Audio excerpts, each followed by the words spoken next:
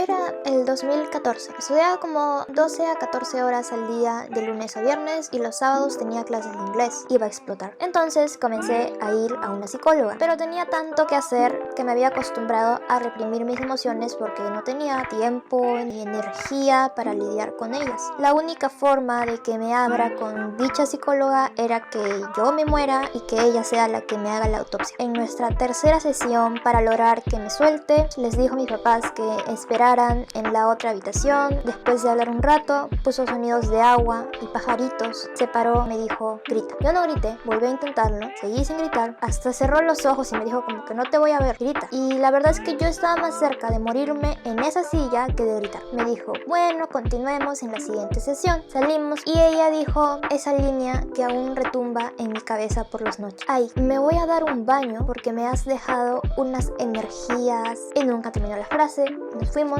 y ya. Yo debí haberle dicho que yo era la que debía darme un baño porque ella me acababa de dejar un nuevo trauma.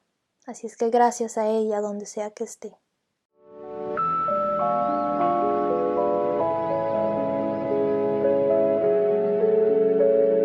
En base a esta anécdota se me ocurrió hace muchísimo tiempo grabar un video sobre red flags de psicólogos, psicólogas. Aprovechando que me he bañado y me he puesto mi ropita, es el momento perfecto para poder grabar. Pero antes de ir al verdadero barrito de este video, tengo que preguntarles si es que ya se han suscrito a mi canal, y si es que no se han suscrito, los voy a esperar. Voy a ir tomando mi yogur.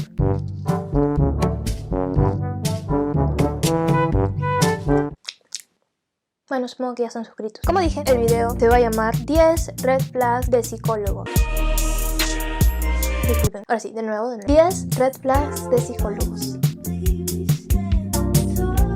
No confía en lo que tú le dices, por lo que acude a tus padres o cualquier otra persona que esté apoyándote en la terapia. Cuando estaba chica, si bien los psicólogos hablaban conmigo, yo sentí que ellos priorizaban la opinión de mis padres que la opinión que yo les estaba dando. Hay que tener cuidado porque si bien puede ser útil, también puede ser perjudicial para ustedes si es que ustedes creen que ese profesional está superponiendo la opinión de otras personas ante sus propias opiniones y lo que ustedes creen que necesitan que el psicólogo de verdad escuche.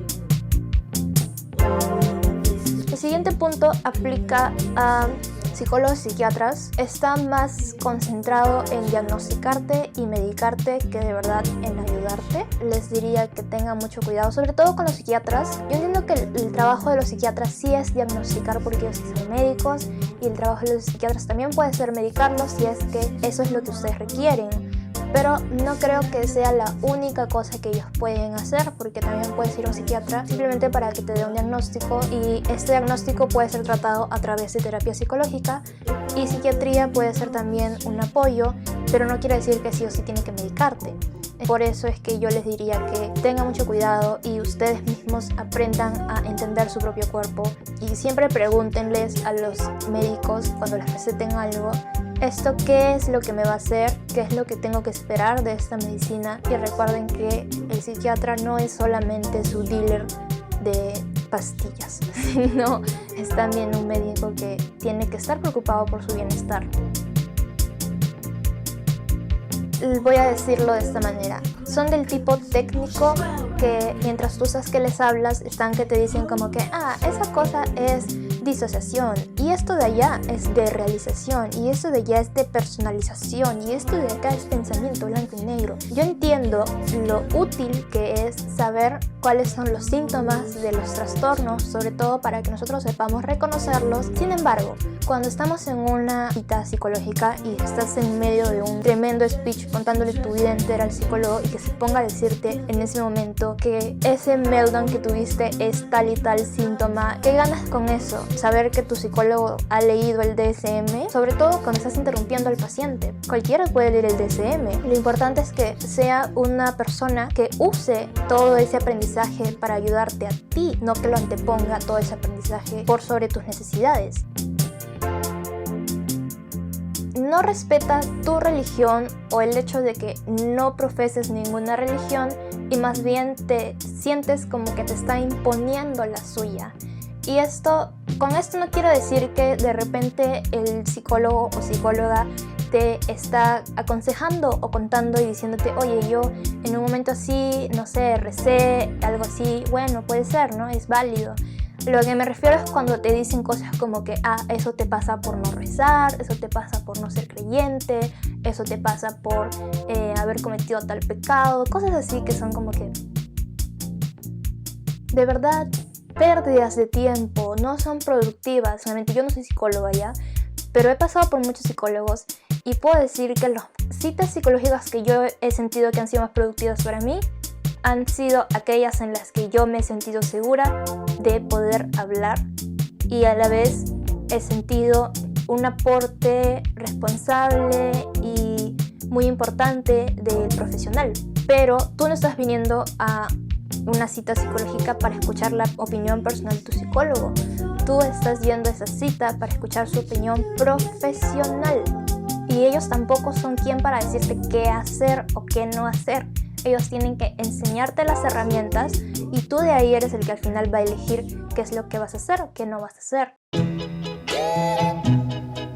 Asume cosas de ti o de otras personas que tú mencionas durante las sesiones. Con esto me refiero a que hace asunciones sin confirmar las mismas que está haciendo. Y eso puede afectar su criterio al darte su aporte profesional. Invalida tus emociones porque en su opinión no corresponden con la situación. Y esto lo puse porque me pasó en algún momento cuando tenía como 18 años, creo. Y aún así tú creas como persona que esa emoción no corresponde con la situación dada. Lo importante es que cuando un paciente ingrese a un consultorio de salud mental, este sea un espacio seguro en el que sus emociones y sus pensamientos estén seguros, porque si no, no se va a desarrollar la confianza necesaria. 7. Te ofrece soluciones o medicinas alternativas sin tener en cuenta tu historial médico, alergias, efectos secundarios, cualquier otro problema que te pueda causar. Pero en su mayoría los psicólogos no son médicos. Por el otro lado, un psiquiatra puede ser una mejor opción si es que ustedes quieren probar alguna medicina alternativa. Consúltenle a su psiquiatra, sobre todo si ustedes están tomando un medicamento psiquiátrico. Habla mucho de sí mismo o también de otros pacientes sin que esto esté aportando al paciente con el que está hablando, es decir, a ti. El hablar de otros pacientes, el hablar de sí mismo puede ayudar a que el paciente también, a que tú te sientas más cómodo o cómoda con tu profesional de salud mental. Eso sí es cierto. Y eso me ha ayudado a sentirme en confianza y poder elaborar y abrirme más. Sin embargo, yo creo que hay una línea. Hay que ver la proporcionalidad de cuánto tiempo nosotros estamos expresando lo que nosotros necesitamos expresar y cuánto tiempo estamos simplemente teniendo conversaciones que de repente no están siendo productivas para el objetivo que tenemos, que puede ser en cualquier objetivo que tú tengas con respecto a tu tratamiento, para que no les pase esto de que llegan y se olvidan de lo que tienen que decir, que lleven una agenda o un papel en el que lleven como una lista de las cosas que ustedes creen que son muy importantes de hablar y se los digan antes de comenzar, para que el psicólogo tenga en cuenta la proporcionalidad de los tiempos y puedan cubrir todo lo que ustedes necesitan cubrir en esa sesión.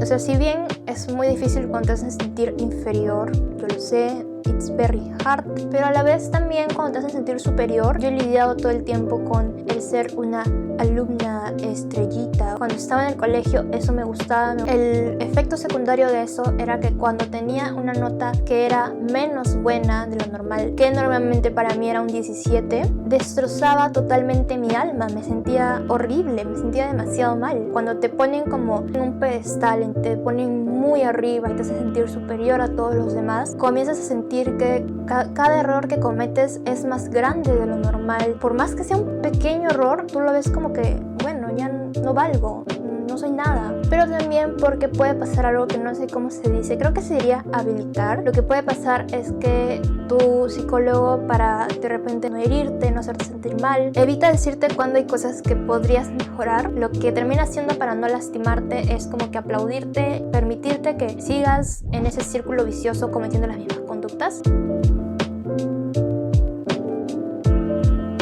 desde el inicio quiere ir a solucionar los problemas más difíciles y, para decirlo de una forma más coloquial, quiere ir al grano desde las primeras sesiones. Lo más probable es que las primeras sesiones sean para establecer quién eres tú, cuáles son los problemas que quieres mejorar, cuál es tu historial médico, si hay algún problema físico que ha afectado tu salud mental. Es como que recién se están conociendo, entonces no es que de la nada pueden entrar a las cosas más difíciles porque todavía no hay confianza. Lo más probable es que si sucede esto de que tu psicólogo te presiona a querer entrar a las cosas más difíciles, termina siendo contraproducente, te sientas como que está invadiéndote y más bien no te guste, comiences a alejarte y, en fin, empeora la situación. Y eso es básicamente lo que me pasó a mí en la anécdota que les conté. La psicóloga no es que quería que yo grite en esa consulta porque estaba haciendo audición para su banda de Screamo, sino quería que yo grite para que me suelte, porque ella veía que ese era el problema, ¿no? Que estaba reprimiendo muchas emociones y que eso me estaba causando mucho malestar emocional. Y sí, ese era el problema, pero no estaba lista para solucionar ese problema. No es tan fácil decir, bueno, tu problema es que no hablas de tus emociones, y es que ahora habla. ¿Y saben cuánto tiempo demoré en aplicar el habla? Demoré como 1 año y medio. Necesitas confianza para llegar a hablar de las cosas más difíciles. Y si no la hay, lo más probable es que te sientas como en una película adolescente y tu psicólogo lo veas como el típico adulto entrometido que quiere cambiar todo y quiere que seas un normal. Espero que les sirva de algo. Si están de acuerdo con este top 10, pues cuéntenme, díganmelo en los comentarios. Si no están de acuerdo, también pueden decirme. Bueno, no se olviden de lo de siempre, darle like, comentar, compartir y suscribirse. Anyways, espero que les haya gustado este video y espero verlos de nuevo en el siguiente video que ponga. Espero que eso sea la próxima semana. Si no, voy a tener que despedirme a mí misma. Y adiós.